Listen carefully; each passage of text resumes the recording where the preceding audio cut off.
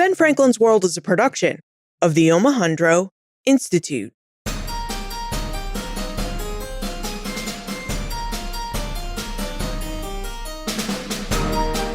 Hello, and welcome to episode 308 of Ben Franklin's World, the podcast dedicated to helping you learn more about how the people and events of our early American past have shaped the present-day world we live in. And I'm your host, Liz Covart. Every year, there seems to be a handful of history books that cause a stir among historians. These are the books that historians can't seem to stop talking about. And at least once or twice a year, I try to place at least one of these books into our editorial calendar so that you can get an idea of what historians are talking about and what historical research seems most exciting to them.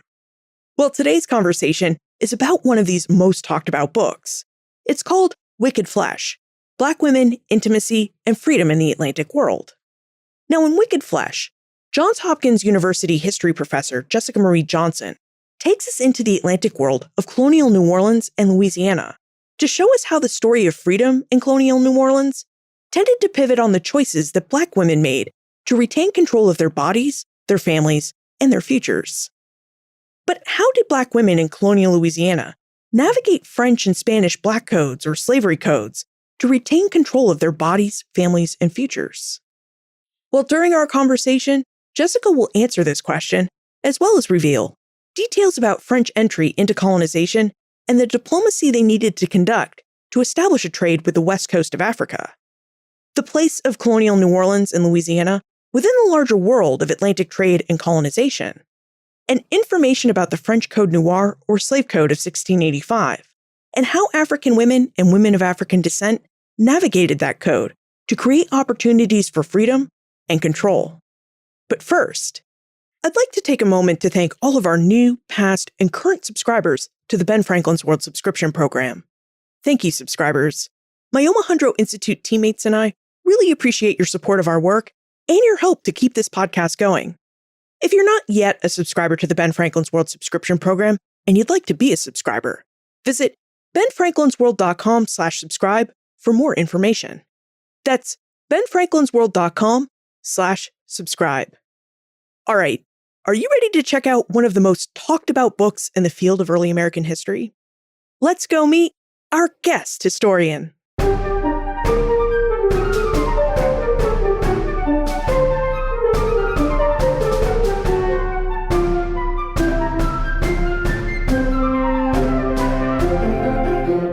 Our guest is an assistant professor of history at Johns Hopkins University.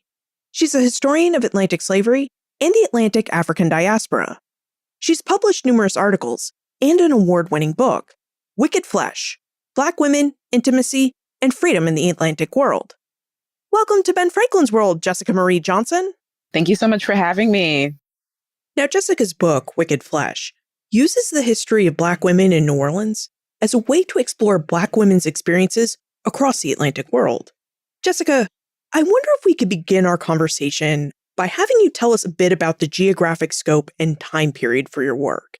Because you chose a rather expansive time period and geographic area, and you don't really just cover the history of New Orleans, you really cover the landscape of the Atlantic world. So could you tell us a bit about the geography and time period of your book? Yes, absolutely. The way that I decided to choose the kind of sites and the temporality of Wicked Flesh is very much geared around where I kind of wanted to end up. I really wanted to end up understanding a little bit more, and the reader understand a little bit more about African women and women of African descent in Gulf Coast, Louisiana. And one of the ways I describe the kind of geography of the book is New Orleans Atlantic world. And so that, for me, in the archive and in sort of the genealogy of the Gulf Coast, stretches from Senegambia, the Comptoirs of Saint Louis and Gorée, through the Caribbean, and then we end up in some place like the Gulf Coast, where Africans are arriving, where French colonial officials and French administrators are trying to establish this outpost, this colonial outpost at the southernmost part of mainland North America and the southernmost reach of their North American colonial situation. And at a place that is, connected in this kind of strange, like almost like not just a triangle, almost a kind of polygon in this 18th century moment.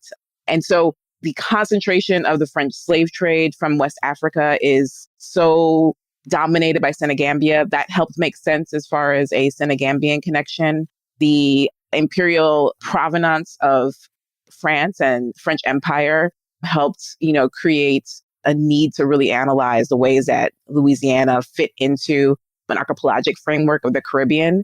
But I also try and be clear that, this is how I'm describing New Orleans Atlantic world in this context and in this book and for these reasons. But there could also be a story of New Orleans Atlantic world and Black women in it that stretches from the Bight of Benin and around to Louisiana and through the Caribbean, particularly in the weight of the slave trade to Saint-Domingue. So there's many, many ways of thinking about the diasporas that end up in Gulf Coast Louisiana.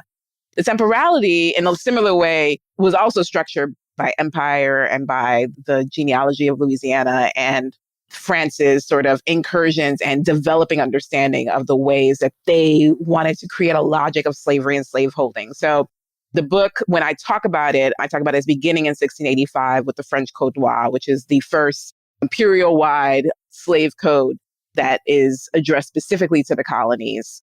And it ends in 1809 and 1810 with the expulsion of the Saint-Domingue emigres from where they have landed in Cuba, expelled from Cuba with Napoleon's invasion of Spain. And one of the main places they go is Louisiana. It's close, it's formerly French or French enough, and it's a site that they find is very familiar and is already sort of part of their geographic understanding of what's safe spaces to go. So that's a lot of the chronology, which is funny because, it actually also goes a little bit earlier as explaining the 1685 Code Noir. It requires going into some of the earlier 1670, 1680 codes and explaining, why ending in the edge of the 19th century requires understanding a little bit about iconic figures that emerged in the 19th century, iconic figures of Black New Orleans womanhood like Henriette Delille and Marie Laveau. So there's some wiggle room there, which I think is kind of emblematic of New Orleans playing with boundaries at all points. So the history of New Orleans that we're talking about here is a history that covers the mid to late 17th century through the early part of the 19th century, and a history that views New Orleans' Atlantic world through its different trade and political connections. So it's viewing this world through its connections with different Caribbean islands, with France and Spain and Europe, and also with what sounds like were many different connections and places along the west coast of Africa. Indeed, it does. The space that is Gulf Coast Louisiana is really kind of a constellation of sites that if you focus in on the site that becomes what we know as New Orleans, you can sort of see its relationship to a whole host of places that both make it and it makes others. So it's connected to Saint Louis, it's connected to Gré in what is now present-day Senegal. There's ways it's connected to France, and scholars have done amazing work on these connections, including Rebecca Scott and Jean Hebrard on Rosalie Vincent and her descendants in France. It's connected to Saint-Domingue, Martinique, Guadeloupe. And it's connected, there's a shift in empire in the 1760s. The Gulf Coast ends up being connected in surprising ways to Cuba. So it's a site that has so many interesting links to other histories and other enslaved and free Black communities and other empires and imperial ideas of bondage and of slaveholding, and all of these things are emerging in this moment. In a lot of ways, the book is trying to think with how this is all a process, so in a lot of ways, it's not saying that this is the definitive New Orleans Atlantic world or a definitive way to think about the emergence of slavery or Black community in Louisiana. It's not trying to say that this is the definitive way to think about plantation economies or the urban outpost. It's trying to chart a process by which slavery, slaveholding, the plantation complex, generations of captivity, to take Ira Berlin's formulation, that these things are all emerging in this moment. And we have to be able to see them as not in stasis and not as binaries, but as a dynamic process that is happening in which Africans, enslaved people, and free people of African descent are absolutely key players and have things to say about the world that is emerging around them. Now, Wicked Flesh begins in West Africa and with an investigation of early interactions between West African and European traders. Jessica, would you tell us what life and trade were like in the West African region of Senegal during the 17th century? Yeah, so this is the beginnings in a lot of ways of French incursions into the Atlantic world. Like they begin in the 17th century establishing themselves as St. Christophe. They begin trying to expand not just down the West African coast, but trying to establish themselves at outposts at Martinique, at Guadeloupe. I think by the end of 1697, I believe, is when they finally have really kind of got secure footing at Saint-Domingue. And I mean secure because the French are latecomers in a lot of ways to the plantation colonization game. They're fighting for space from the British. They're fighting for space from the Spanish and the Portuguese. They are navigating, coming sort of behind and on the heels of the sugar revolution that's already happened, the tobacco revolution that the British take advantage of in the Chesapeake. So the French are really kind of navigating a world that they're trying to be, major players in, but are significantly minor. So they arrive on the coast of present-day Senegal, and, they're having to beat back the Portuguese. They literally go to a minor war with the Dutch in order to even secure enough security to establish themselves as Saint Louis and Gorée and establish some kind of trade relations with the West African polities. And so theirs is a kind of insecure Atlantic regime. And on the other side, on the West African side, you have years of trade along the coast with the Portuguese, including slave trades. You have the Wolof, who are part of the changing dynamics of slaving in this region, includes navigating, their diplomatic relations, either with coastal entities like the Lebu or entities further south who sort of resisted Wolof hegemony, like the Seer. And so they themselves have their own geopolitical issues to manage and to navigate. And they also have a kind of hegemony on the coast, and at the Comtoise in particular, that mean that when they are faced with trade with the French, the Portuguese, or the Dutch, they have the monopoly of power. Like they say to the French, here, you can rent, but you have to pay this amount. Here, you can trade with us, but we're going to charge you duties on the rights to trade every year. And then we're going to charge you a tax on everything you wish to trade. Yes, you can occupy this part of the coastline, but you have to buy your subsistence grain from us, and you have to offer various kinds of tributes. And so they have very much taken advantage of trade and secure alliances, treaties with the French that the French have, really no choice but to abide by.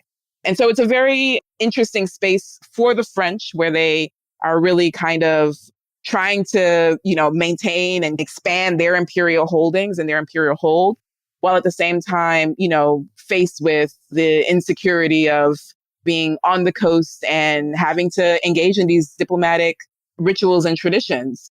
And that is in part the space that African women, free African women in particular, can enter into because they become part of these trade negotiations and their intimate partnerships with the French, with the Portuguese and Dutch as well, before the French, become very much part of the practices of economic and geopolitical relations along this coast.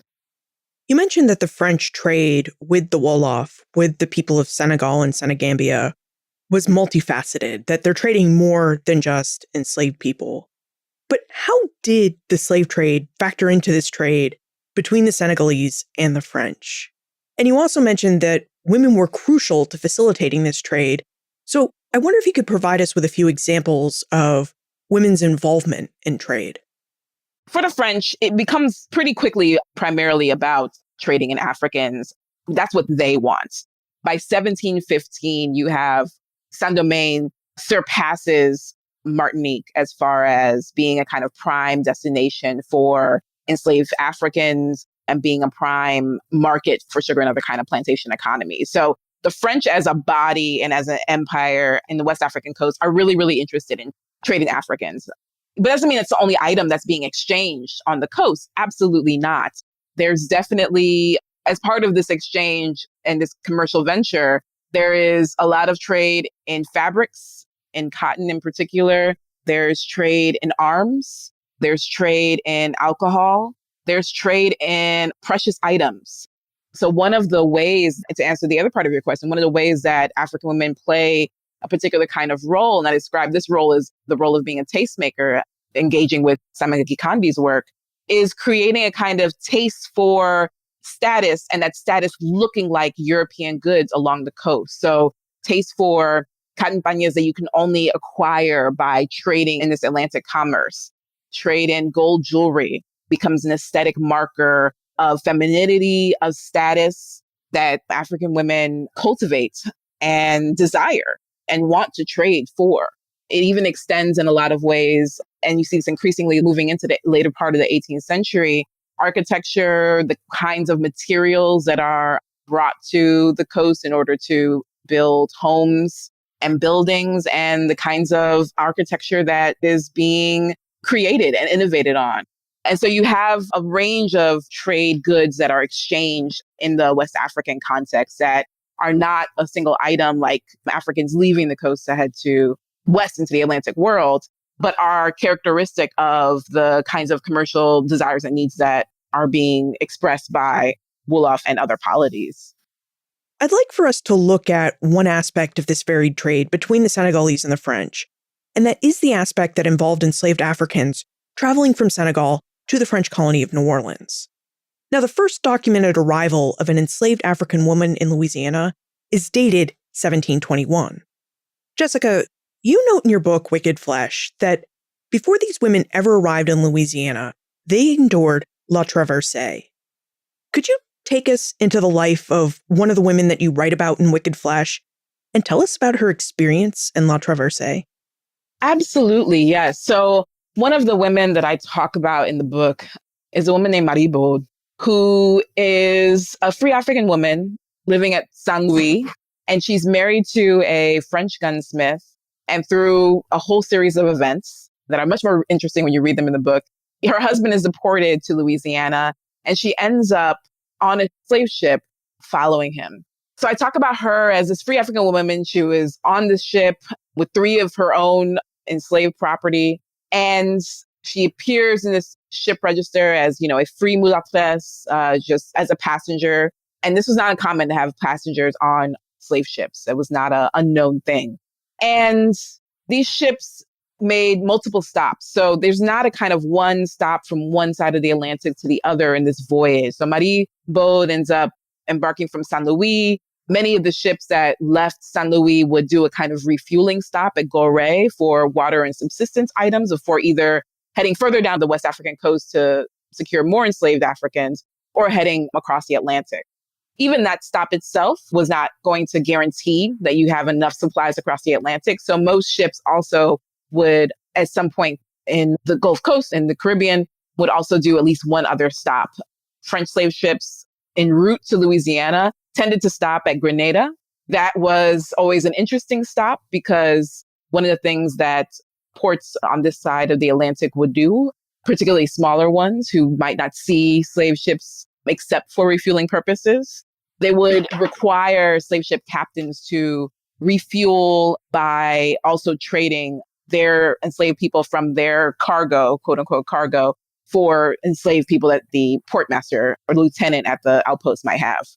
So you had those kinds of instances as well. So these are trips that have multiple stops. They're 2 or 3 months in duration. So before you have that kind of refueling stop on the Atlantic side, you might have been at sea for a month and a half, 2 months. And those stops also, were opportunities to regroup. The voyages are interesting because we talk about the captives, as we should, suffering from dysentery, scurvy, measles, a whole host of illnesses would afflict enslaved Africans on these ships. But as we know, illness, disease is very promiscuous. And so crews, ship captains, all could be subject to illness that is spreading on the ship, to malnutrition, to starvation. All could drown, all could suffer from hurricanes and storms and die from those kinds of causes. So you have these stops that become opportunities to regroup, usually giving those on the ship an opportunity to rest. The crew could come offshore, et cetera. But there also might be opportunities where crew needs to get replenished. So people on the shore who might have an opportunity to get employment on one of these ships because there have been too many deaths. Somewhere after that first refueling stop, these Louisiana slave ships would land in either Ship Island, Biloxi. Some of them made their way around and through Lake Pontchartrain and would land above New Orleans. But they would usually land somewhere just a little bit further away from the town. And then canoes would take captives and passengers, crew to further on into the city. And then if they were heading to plantations further up the Mississippi River to Natchez. So these are drawn out journeys. They don't feel short when you're on them. They don't feel safe. They are unpleasant experiences, even for a free passenger like Maribaud, and devastating experiences for captives themselves. For Maribaud's story, she arrives and encounters a world in which slavery and patriarchy have positioned her as no longer sort of a free African woman who has a particular kind of status and a network, a social network in Senegambia. Now she's, the wife of this gunsmith, and she suffers as a result of it. But I talk about her as a way to talk about some of the granular details of these passages, which can be so hard and so devastating and so objectively terrible to everybody who is involved, free or unfree. Okay, so say you're Marie Bode or one of her enslaved women, and you've just arrived in New Orleans in 1721. What kind of place and environment did these women arrive in? I mean, you mentioned that it was a place with a strong patriarchy, but what did Louisiana and New Orleans look like in 1721? So there's a great line that I believe is Jean Paget, but I don't have it right in front of me, where he describes, this outpost is like 100 huts, some scraped together boards and planks. It's muddy, it's sweaty, most of the year. It's frosty when it's actually winter. It floods all of the time. Like, this is not a pleasant place to live. It's not luxurious. It's not even entirely constructed. So the space that Africans are landing, that someone like Maribaud is landing, is a hard place to occupy. There's mosquitoes. Like, it's just, when people talk about it, when people write about it, it's really interesting because there's a way that people talk about this glamour of New Orleans, which I think is absolutely true in the 19th century. But in its earlier moments, it really is just a muddy outpost that even the French themselves, those who are coming over as French settlers and engagés or indentured laborers, they come and a lot of them leave. There's a significant out-migration. People do not want to stay on the coast. There's not even like the enticement of plantation agriculture because they can't figure out how to get tobacco oriented. And people seem not sure that they're interested in that because there's also this trade that's happening between the French and French-Canadian fur traders. And that seems like maybe it's more lucrative. It's a bit of a messy prospect along the coast. And that's the world that African women, enslaved Africans, are landing in. They're also landing in a world that is not dominated by the French. Like, this is very much native ground. And I'm taking that framing from Kathleen Duval. It's a world in which indigenous nations have the provenance and they are able to, in a lot of ways, dictate a lot of the diplomatic relations and diplomatic policies and politics that are happening. And so not only are Africans contending with French, who would be slave owners and would be colonial masters, they're also navigating and having to learn and grapple with a whole new polity, whether it's the Natchez or the Choctaw or various Petit Nations, which is the smaller nations, as how they're described by the French. There's a whole new constellation of allies and potential enemies, and them as a vulnerable population now as enslaved people, having to figure out how to manage all of that. So this sounds like a very interesting and rustic place where these free and enslaved Black women end up. The landscape still needs to be developed into a proper urban area.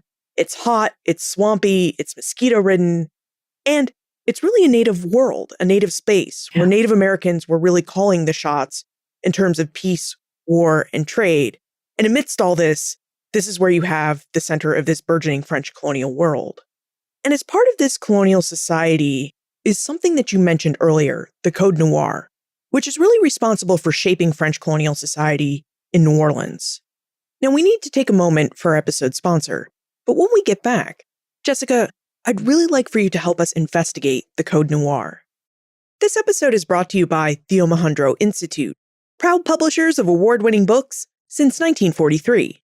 In a celebrated account of the origins of American unity, John Adams described July 1776 as the moment when 13 clocks struck at the same time. But once these clocks struck, how did the American colonies overcome long odds to create a durable union capable of declaring and keeping independence from Great Britain? In a powerful new history of the 15 tense months that culminated in the Declaration of Independence, historian Robert Parkinson provides a troubling answer: racial fear. In his new book, 13 Clocks, Parkinson traces the circulation of information in the colonial news systems that linked Patriot leaders with average colonists. Parkinson reveals how participants in these news systems constructed a compelling drama featuring virtuous men who suddenly found themselves threatened by ruthless Indians and defiant slaves, all acting on behalf of the king. 13 Clocks was published by the Omohundro Institute and their publishing partner, the University of North Carolina Press. And 13 Clocks is available now in paperback for the low price of $20. If you want to read what one scholar calls the most original work on 1776 in a generation, then check out 13 Clocks by Robert Parkinson, available now in paperback for $20. You can purchase your copy of 13 Clocks by visiting benfranklinsworld.com/clocks. That's benfranklinsworld.com/clocks. Jessica, could you tell us about the Code Noir and how these enslaved women who came to New Orleans in 1721 would have felt and experienced this code in their everyday lives?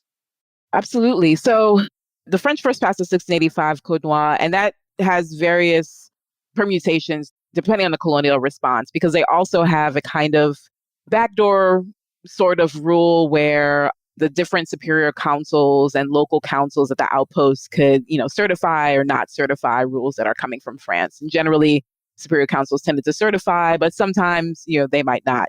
And then local superior councils, who are the governing bodies of French Empire, might also decide to pass further rules. So between 1685 and 1724, which you have Louisiana Code Noir, in the Caribbean, there have been various modifications and revisions of that original Code Noir, a tightening of various restrictions. So changes to who can be free, changes to who can inherit, restrictions on ordinances and edicts passed locally that say if you marry a Black woman, not just African, but a Black woman, you'll lose your titles or you won't be able to serve in the military, things that basically create de facto bans on marriage that would have been allowed, but in fact was presumably kind of a door to manumission in the original Code Noir.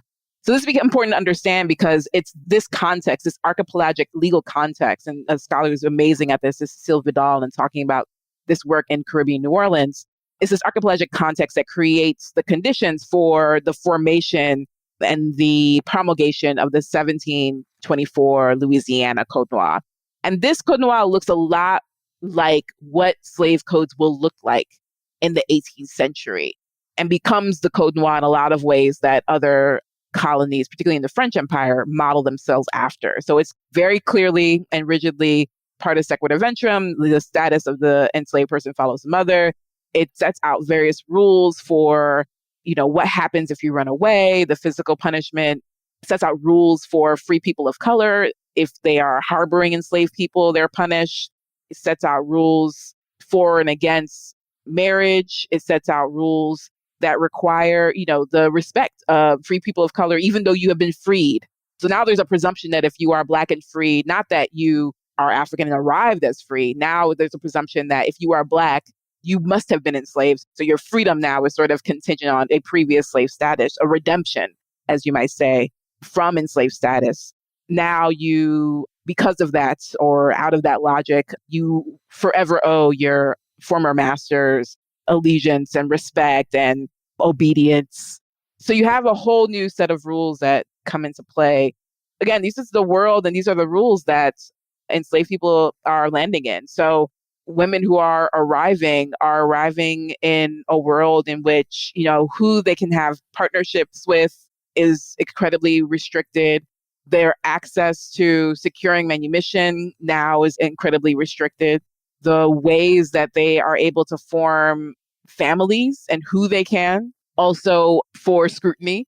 And they're also incredibly savvy with how they try and figure out, okay, well, what are the rules?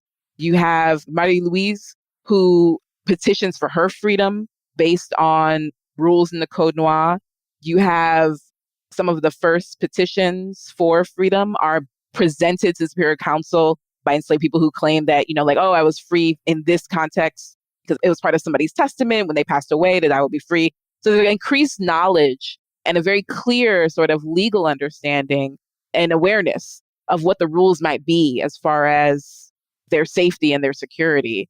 And I think that's actually also something really, really interesting, both that they're entering this milieu where to be Black is to be a slave, is to be presumed to be in bondage. And even if you might possibly be free, it is presumed to then also require you be obedient and respectful to any white person who may cross your path.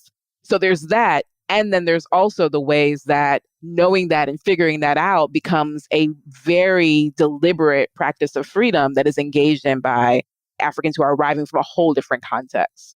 I think that's one of the reasons it was important to kind of really stress the experience of La Traversée sets the stage for entering a whole new reality, but not one that is insurmountable and not one that Africans sort of, were resigned to.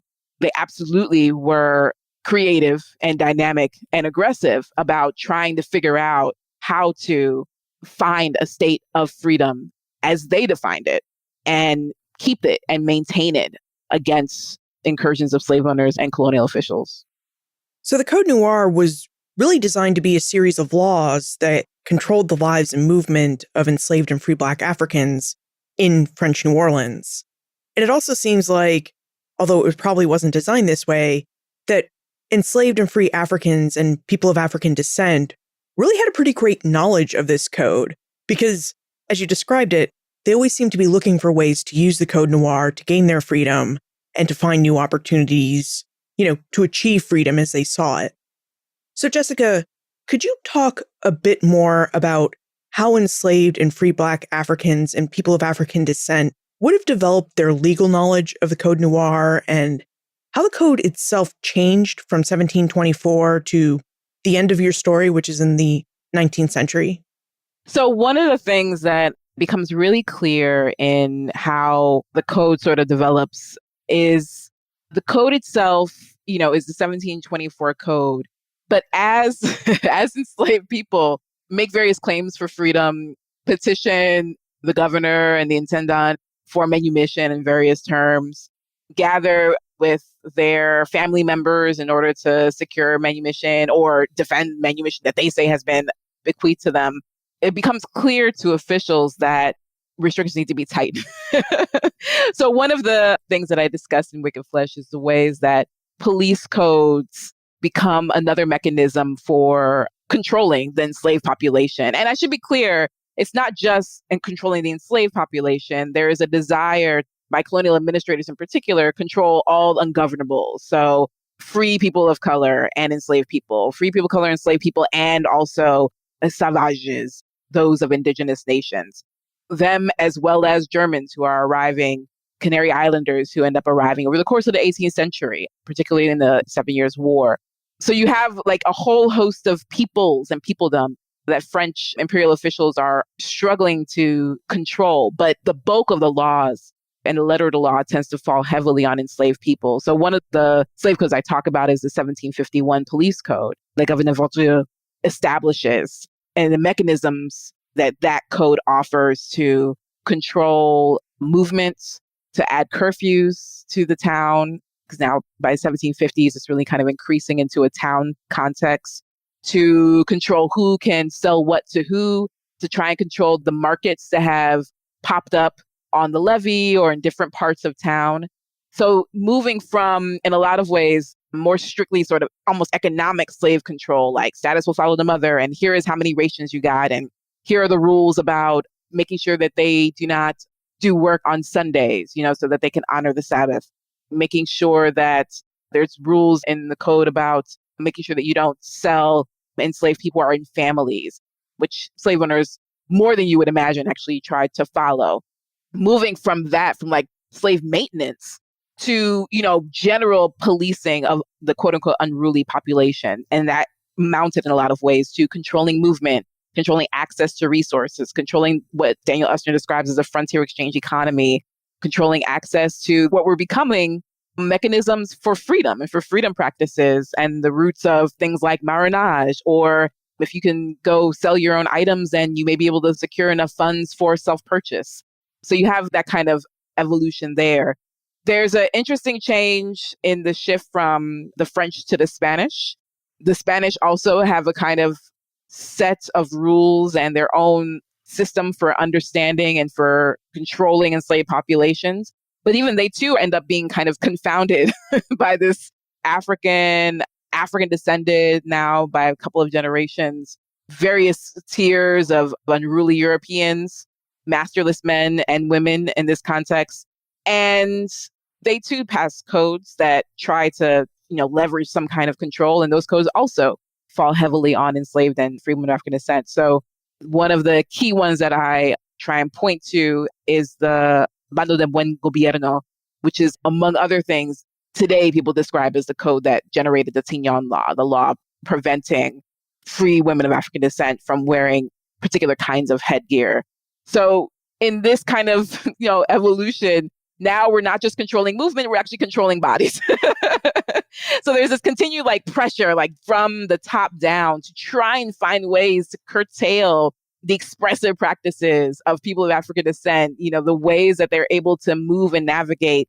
And that tells us as historians that there are ways that these are mechanisms that officials are identifying as potential gateways to other kinds of insurrection, other kinds of manumission, other kinds of freedom. But that also tells us that these are things, I'll put it like this, you don't pass a law on something that is not happening. And so these are practices and expressions that Africans are engaging in and that they themselves are doing for, in some ways, their own purposes, and in some ways as measures, and once again, pushing that kind of boundary of what gets counted as free, what enslaved people are or are not supposed to do, and the ways that, enslaved people are supposed to comport themselves as bonded laborers. Africans are defying that. And these codes, as they roll out, shows that, and also shows in some ways administrators also increasing savvy in trying to tamp that down. It does sound like the Code Noir became more restrictive over time because, as you said, people of African and African descent were finding ways to assert their identities by defying the laws and also finding loopholes that they could use to create additional opportunities and avenues to freedom.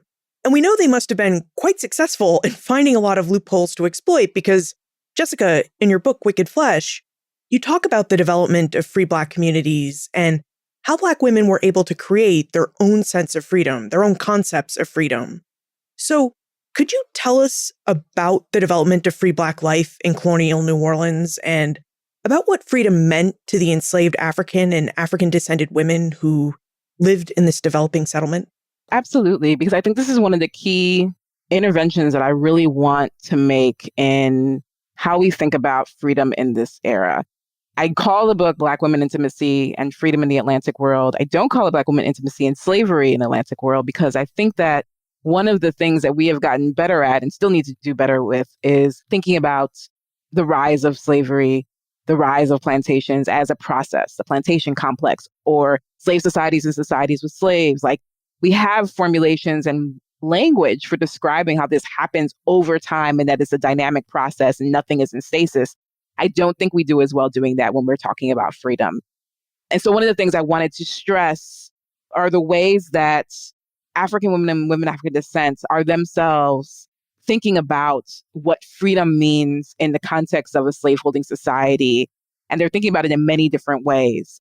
So when I'm talking about free African women in the West African context, they're thinking about the freedom to be tastemaker, to be a patron or to have patronage, the freedom to engage in trade, the freedom to own slaves. And often they were owning enslaved women.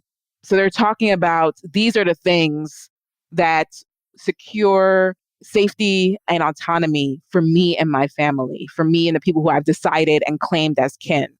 And I think if we think about that in some ways as a measure of what freedom is, we actually see different conversations, I'll say, about freedom happening even among Black women within the enslaved and free Black communities. So you see enslaved women who are petitioning for their freedom and saying, this slavery thing is a trick. Marie Louise says that quite explicitly. She's like, slavery is a trick. You should not hold a free woman as a trick. You have in 1731, there's a slave conspiracy and there's a woman involved in it. And this woman articulates the success of the conspiracy as her then being able to name herself. She's going to take a new name and her name is going to be Madame Perrier. And Etienne Perrier is the governor. So she's essentially saying the marker of her freedom is to be a head woman, is to be an aristocrat, is to be someone who is as powerful, essentially, as the governor. And then you also have other ways of expressing and manifesting freedoms that are even challenging to ideas of empire. You have the expression and the acts of women defending each other. Louison and Babette, who defend each other against a sexually harassing an abusive soldier who actually attacks them. You have the woman Taka, who defends her time, essentially, against her husband, who wants her time for himself. So you have all of these different ways of thinking about how do I expand and control my autonomy, my body? How do I secure safety and security for my people? And those are not one story, and they're not even one story that you can just sort of slide across the 18th century and say, well, this is what freedom therefore means. They're about the way that thinking about something that is not slavery is a thinking that happens over the course of the 18th century and evolves and changes in a whole host of complicated ways. So that by the time you get to the 1780s and 90s, you have instances where now women who are enslaved and maybe are a couple of generations from slavery are now owning other enslaved people. So that's the change, that's the shift, that's a process, and it has its own history. And this book tries to chart out how that history happens and how we might be able to understand it when we're talking about this thing called freedom that is also so resonant and seems so European, and I'd argue actually is not. We see this over and over again, where imperial officials have this kind of abstract and yet also kind of concrete idea of how to control their vast imperial holdings. So they pass something like the Code Noir Acts. But on the ground, you have actual living people who, as you mentioned, don't always abide by the letter of the law or by imperial definitions of freedom because they are out there trying to carve out what they see as their own autonomy and their own bits of freedom from these acts of control. So how do colonial French and later colonial Spanish society in Louisiana and along the larger Gulf Coast, how do these societies react to this interplay between the empire's desire to control people and the people's desire to live their lives as free and as autonomous as possible? This question could go a lot of different ways. And this is why I like it, because on the one hand, you have, enslaved people who are at all times, they are determined to do what they feel like they would like to do. So just the act of running away itself is an affront against the rules of bondage, the rules that slave owners are placing on enslaved people. The rise of marronage bands in the cypress swamps around New Orleans, the access that enslaved people have to rivers and to maritime knowledge as those who are piloting pirogues and canoes. All of these are mechanisms for bucking the rules. But what's interesting about looking at the Atlantic world from the history of slavery is that you actually see people at all levels, colonial outposts, trying to pull against the supposed boundaries of their world. You have governors who are pushing the bounds of their authority and doing actions and asking for permission later. So the whole establishment of New Orleans by Governor Bienville is in some ways a site that he decided was going to be the outpost, was going to be the colonial city. And he would get pushback from his other colonial officials, just sort of kind of apologize somewhere in France that, oh, sorry, I didn't know that you meant that other place, Mobile. I thought you meant New Orleans. And that's a colonial story.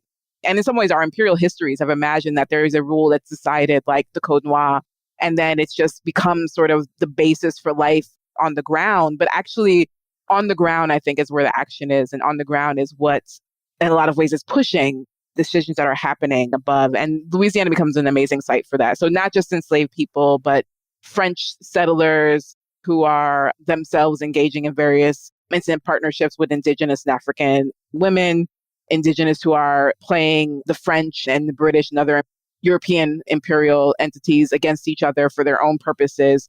Everyone is trying to slide by the rules of empire and use it for their own purposes. The difference with looking at from the history of slavery is that enslaved people are the ones who are especially vulnerable and set up in this structure to be especially precarious. So the changing rules are some of the most interesting and fun parts of following these stories in the archive. Now, as we mentioned at the start, Wicked Flesh is a story of African and African-descended women and their interactions with French and Spanish slavery in New Orleans and along the colonial Gulf Coast region. Jessica, why do you think it's important that we study the experiences of enslaved and free Black women broadly? And why do you think we should study their experiences across the Atlantic world and even across the colonial Americas? I think that it is difficult to really do early North American history without understanding the ways that gender and race and gender and Blackness in particular play a pivotal role in how this new world develops. And the easy response is, of course, part of sequitur ventrum and the ways that reproduction really structures social relations and political possibilities in New World societies. But there are so many other ways that understanding the history of African women and women of African descent tells us something really, really important about what is happening on the ground and in these broader histories. Tells us something more about the geopolitics. An example I could give is after the 1729 Natchez revolt, where the Natchez Indians massacre, by estimates, 200 European men, women, and children. They're trying to take back their territory from the French, who are trying to turn it into plantation country. In the wake of that, two institutions emerge in Louisiana that have sort of been seen as like these separate institutions. But actually, in the wake of this, we can see, if we're looking at it from the context of where are African women, we actually can see some interesting relationships to empire there. So one institution is the Free Black Militia, which the legacies of that are in Etienne de Perier charging enslaved Black men from New Orleans, from the outpost New Orleans, to not just fight against the Natchez, but to massacre various petite nations around the town in eventual possible exchange for their freedom.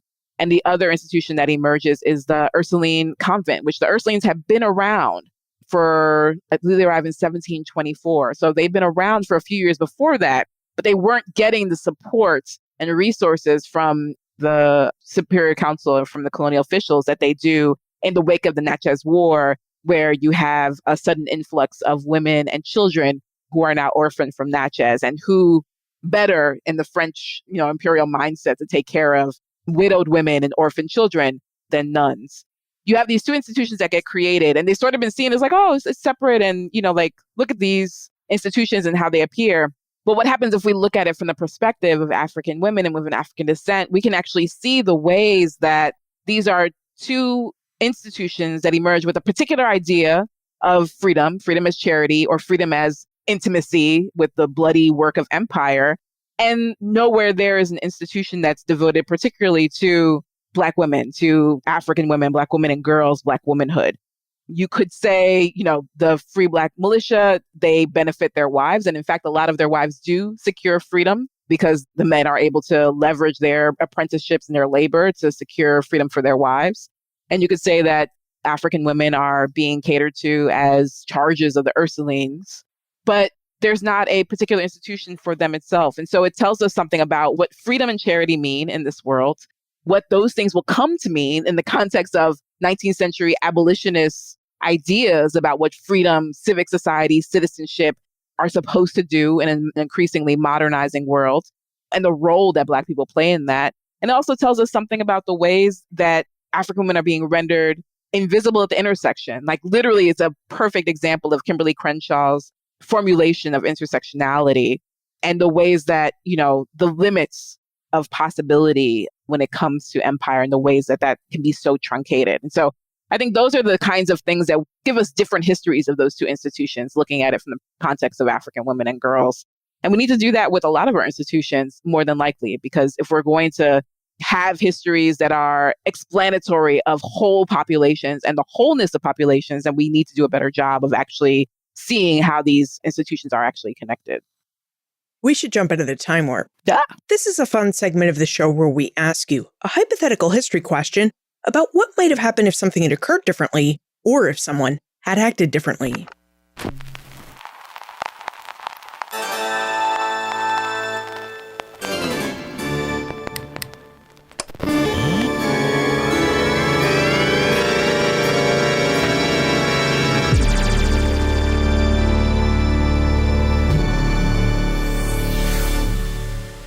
Jessica, what might have happened if African women had not been involved in the slave trade? How might the history of Atlantic slavery be different if African women had not been enslaved? This is not an easy question, and not a question that I'm sure, has the happy ending either. So not having African women involved in the slave trade, being enslaved means that you don't have partus sequitur. It doesn't mean that you don't have slavery, though. It may mean that you have a kind of bondage that looks a lot more like the kinds of unfreedoms that are circulating within the West African context. So I'm thinking of the Wolof employed slaves, quote unquote slaves, as soldiers in the Seto, the Royal Army. So you might end up having unfreedoms that operate in that capacity. And if you really are staying true to the counterfactual and women are really not allowed to or do not end up in the Atlantic world, and you also don't have a reproducing African population. That doesn't mean, that you don't necessarily have a reproducing enslaved population, because you also have indigenous polities that are in their own conflicts with Europeans. You have indigenous slavery. So does it mean that you have now Afro-Indigenous or an even more Afro-Indigenous enslaved population than we've already charted in our histories? That's possible as well. And on the West African side, you have, as a result of population loss or shifting polities or even shifting ideas of gender as a result of that kind of gender-focused slave trade, you might have an even more female-headed and centered political institutions.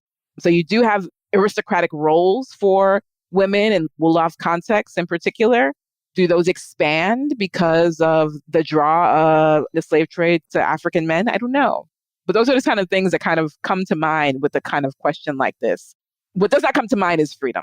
I do not see, with the structure of this question, I do not see a context where taking women out of the equation means that slavery somehow dies out or freedom is secure. I think that there is something massive about the appetite for sugar, coffee, tobacco, and other goods in this moment that could beget slaveholding complex. And that is what the evil was there. I'm not sure that we have yet unpacked that. Like you said, not necessarily a happy ending. No, unfortunately, not necessarily a happy ending at all. Now, Jessica, do you have a research project that you're working on now? I do. My second book is a book about the ways that Blackness history and the digital operate in cahoots together. So it's looking at history as in the historical profession and how people are thinking about the past, particularly African Americans, Black communities, Black diasporic communities think about the past and how they situate themselves in relationship to a past that is a slave past. And also how that operates in a context where so much of the conversation about slavery, our history, our memory of it, our conversation about monuments, about commemoration, our oral histories, so much of it is also happening in relationship to what is circulating online. And so I'm very, very interested in the rise and fall of monuments. I'm very, very interested in what conversations among archivists around community archiving and oral histories. I'm very interested in how COVID is reshaping our relationship to the screen, but also our relationship to kinship and family and gatherings being spaces where stories about the past are often told. And I'm also interested in how historians have written about slavery in the past. I know that how the history of slavery, how the lives of Black people have been written about by professional historians has changed significantly in the last 60, 70, 80 years. And we don't have a good history of that since Myron Rudwick's Black history and historical profession. And even that wasn't focused on history of slavery. So it's looking at all of these questions and trying to get at, what are the ways that we can understand better the role that this history plays in our profession, but also keeping that in conversation with how Black people understand the role that slavery plays in their lives and in their homes. That sounds like another expansive project across many different media. It is. It absolutely is. Yes, I cannot seem to do a straight line to save my life, but I'm hoping that it'll be interesting and of interest to people. Now, what if we have more questions about enslaved women in colonial New Orleans and Louisiana? What is the best place to get in contact with you? I tweet on Twitter more often than I should at JMJAFRX, JMJAfrix. You're also, welcome to explore any of my digital projects. You can find me at lifexcode.org, where I direct a digital humanities initiative around decolonial and anti-racist praxis. I also co-direct electricmarinage.com, Taller Electric Marinage, with Dr. Yomaira Figueroa. And you can explore some of my random ruminations and thoughts over at my blog, dh.jmjafrix.com. And you co-host a book club, a virtual book club. Could you tell us more about this book club and how we can join or participate in it? Oh, yes, please do.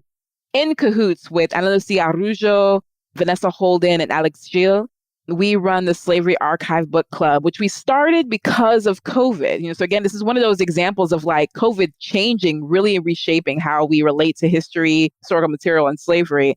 The Slavery Archive Book Club runs on Wednesdays in the evening, definitely once a month, sometimes more than once a month.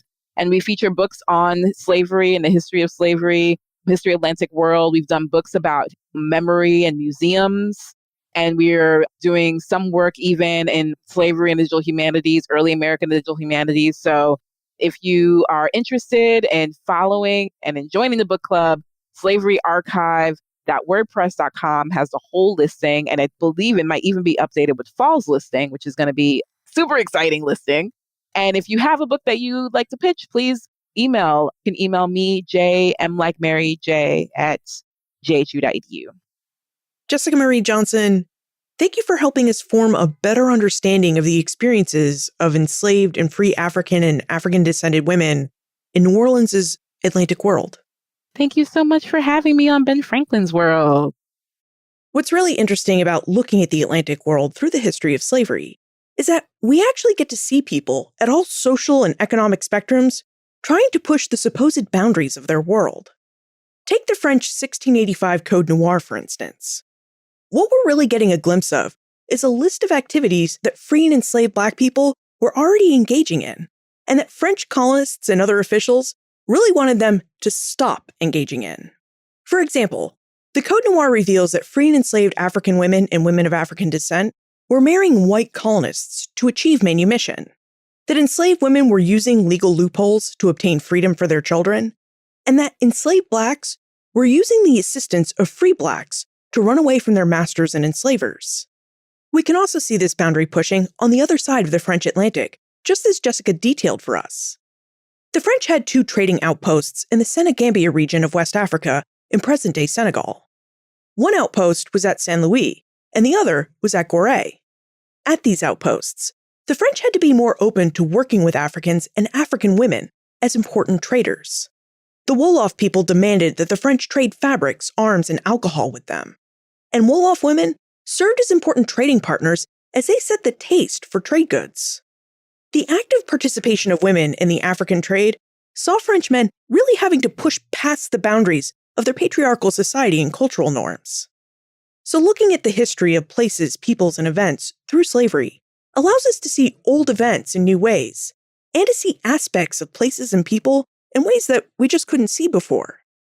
As Jessica stated, it is difficult to investigate and truly understand early North American history without also understanding the ways that race, gender, and Blackness played pivotal roles in how this colonial world developed. And it's impossible to write histories that represent and speak for all peoples if we truly don't have an idea of how all peoples experienced the different worlds of early North America. You'll find more information about Jessica, her book, Wicked Flesh, plus notes and links for everything we talked about today, all in the show notes page. benfranklinsworld.com/308. Friends tell friends about their favorite podcasts. So if you enjoy Ben Franklin's World, please tell your friends and family about it. Production assistance for this podcast comes from the Omohundro Institute's digital audio team: Joseph Edelman, Martha Howard, Holly White, and Karen Wolf. Breakmaster Cylinder composed our custom theme music. This podcast is part of the Airwave Media Podcast Network. To discover and listen to their other podcasts, visit airwavemedia.com. Finally, what history book have you read, or what history museum or historic site have you visited that you think more people should be talking about? I'm always on the lookout for new episode topics, so please let me know. Liz at benfranklinsworld.com. Ben Franklin's World is a production of the Omohundro Institute.